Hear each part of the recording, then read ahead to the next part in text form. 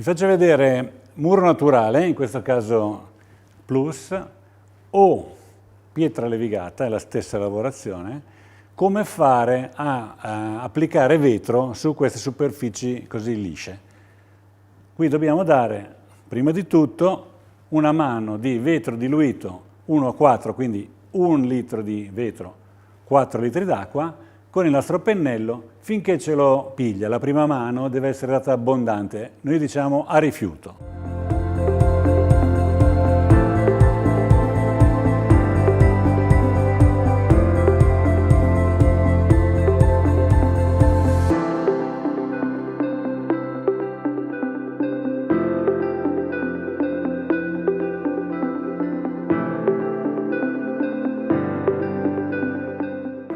Ecco, è schiarito, è completamente asciutto. Adesso che abbiamo preparato questa superficie, ripeto, sia muro che pietra levigata, possiamo andare sopra direttamente con vetro lucido o opaco, puro, in modo di fare la nostra barriera di protezione.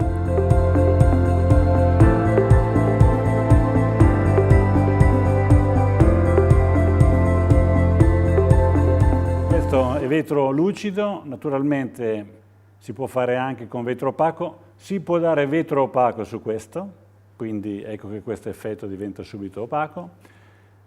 Nei box doccia consigliamo più di una mano, fino al punto in cui assolutamente rifiuta.